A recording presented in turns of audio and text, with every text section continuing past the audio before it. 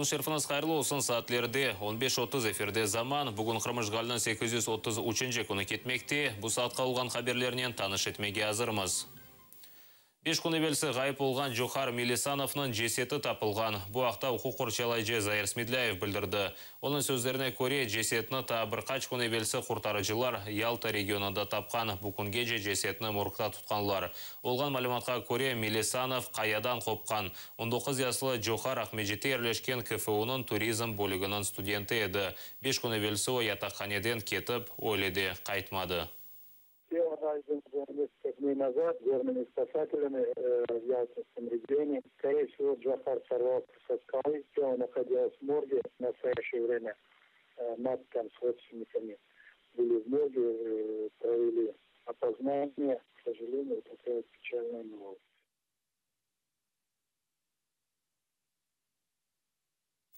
Қырымда арабасында Украина номерасы олған Украина активисті Олег Приходьканы полиция яқалаған. Бұл ақта Крымская правозащитная группа елбашысы Ольга Скрипник білдірді.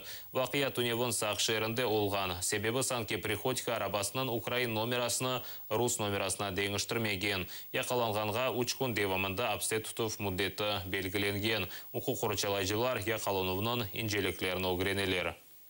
Ситуация складывается таким образом, что он передвигался по городу на украинских номерах, он не перерегистрировался по требованиям российского законодательства. И ГИБДД остановили его вроде бы как сначала за украинские номера, однако после этого его забрали в райотдел. Но остановили его сотрудники ГИБДД. Однако, насколько потом развивался то ли конфликт, то ли с чем это было связано, подъехал участковый, и именно уже участковый пригласил его в отделение полиции, где уже был составлен, судя по всему, протокол об другом нарушении, потому что управление автомобилем с украинскими номерами предполагает либо предупреждение, либо штраф в размере 500 рублей. Как нам сейчас известно, судья вынес решение об административном аресте на 3 суток. Однако законодательство России за украинские номера такого наказания не предусматривает. Следовательно, там были другие основания, которые ему вменяют. Возможно, как зная практику на сегодняшний день, что часто к людям, которые открыто проявляют свою позицию украинскую, применяется статья неповиновения требованиям сотрудникам полиции или еще что-то в таком духе, что позволяет уже применить более жесткие меры в виде, в том числе, административного ареста. На 3 суток он находится под админарестом. Қырым татарлар ве қырымлылар қызметі дежек айры батальон олмалы. Бұнда Меджлис рейсі Рифат Чубаров білдірді. Белікі кеченлері Украина ішкі ішлер назиры Арсен Аваков айры қырым татар батальоны тізілмесіне қаршы шықты. Оның сөздеріне көре тізіліп башланған батальон азалары Милли гвардия екеніне кірмек керектір. Не менее важно охрана общественных зданий, коммуникаций, органов временной исполнительной власти и многое другое. Скажите мне, кто это может сделать лучше, чем не военные, которые непосредственно связаны с Крымом? Русские, украинцы, крымские татары.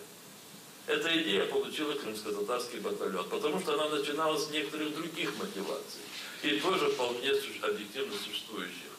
Это когда люди служат, но у них есть элементарные потребности в обеспечении их вероисповедания, традиций, отношения к пище, халял, кошерное, чтобы было понятно. К нам эти люди приходят, их сотни. Каждый день из Крыма 2, 3, иногда 5 молодых людей, которые выходят и которые не хотят служить в российской армии, но их заберут. Речь идет о том, чтобы Национальной гвардии Украины было специальное подразделение. Предлагаем ее разместить в Херсонской области. Это символично. Это сигнал Крыму, в котором будут служить и могут служить люди как срочной службы, так и по контракту. Часть из них будет приобретать боевой опыт в зонах АТО. Речь идет о создании, может быть, воинского подразделения не монорелигиозного, не моноэтнического, но в некоторых части такого территориального признака. Рус пропагандистлері Қырымақта қорқыншылы видео азырладылар. Серічілеріні Қырым Русия ишғал етмесе насыл ола білгені ақта икәйе етелер. Видеоны Раша Тудей азырлады. Левхада екі қараман қартве оның торыны. Олар бераберлікте отырып телевизорыны сейір етелер. Анда есе Санки Украина Қырымны бомбалағаныны көстерелер. Бұне берабер Левхада правый секторны да қабатлайлар. Санки олар Ахмеджет соқақларында рус тілінде лафеткенлеріні көтеклейлер. Ләкин видеода Донбасста кеткен жен костерілі. В Симферополе в результате пожара в здании во все крупные города введены войска. Россия заявила о невмешательстве в дела соседнего государства. В Симферополе в результате пожара в здании Дворца культуры профсоюзов погибло более 40 участников крымского антимайдана. Активисты скрывались там после столкновений со сторонниками Киева. В Крым прибыл очередной поезд с украинскими националистами. Боевики правого сектора патрулируют улицы и жестоко избивают любого говорящего по-русски. Каратели не останавливают ни пол, ни возраст. Сегодня ночью совместные силы Украины и Грузии начали военную операцию против Абхазии и Южной Осетии. Мэр Севастополя Михаил Саакашвили заявил, что вместе двум странам удастся добиться того, чего ему не удалось добиться в одиночку. На полуострове начался военный призыв. Крымчан отправляют воевать против России. Несогласных военные трибуналы приговаривают к тюремному заключению за дезертирство. Крымские ополченцы, отказавшиеся воевать на стороне украинской армии, вторую неделю удерживают позиции в районе аэропорта. Украинская армия пытается выбить их с помощью градов и артиллерии. Снаряды попадают в жилые дома.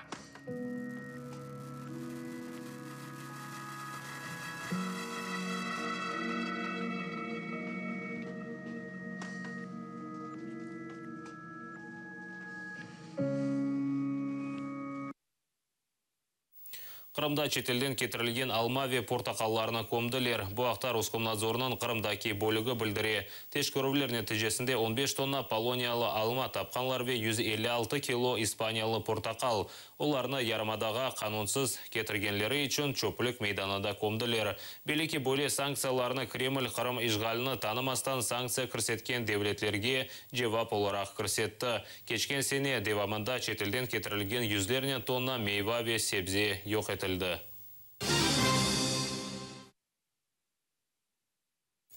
Ақиярының балабақша қадимлері айлық эксік олғаныны білдірелер. Бұл ақта тербиежілерінің мұражатыны Ақиярының ишғалжы қанун топлымының рейс муавины Александр Кулагин оқыды. Тербиежілер білдіргеніне көре айлықлар миғдары көтерілмек еріне эксіле. На очередной сессии законодательного собрания мы услышали крылатую фразу директора департамента образования Севастополя Родикова. Если это настоящий педагог, то он будет работать за любую зарплату. Но есть другая сторона медали. На любую зарплату такого уровня, как на данный момент в дошкольном учреждении, очень трудно жить, обеспечивать семью, кормить детей. Мы убедительно просим взаимодействия в решении вопроса в размере выплатной заработной платы, так как педагогический коллектив находится на грани массового увольнения.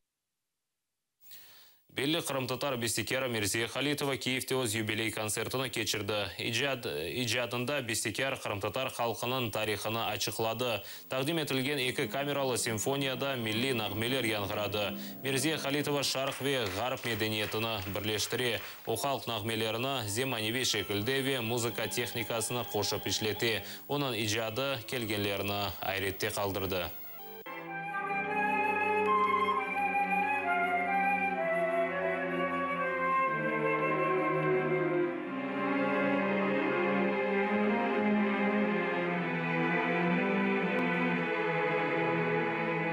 Это классическая, академическая и, я скажу, современная, наверное, сложный. Это сложный язык, это сложные произведения.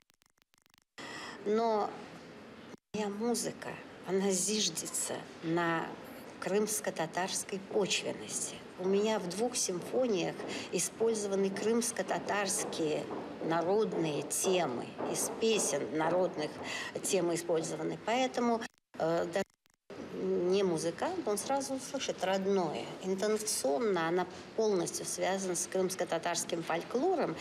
Це буде прем'єра для нас і багато прем'єр для українського київського слухача. От, ми граємо 2 симфонії, ми граємо епітафію, концерт для 3 віолончелей по мотивам видатний і кримсько-татарський класик кримсько-татарської поезії. Ашика Умеля.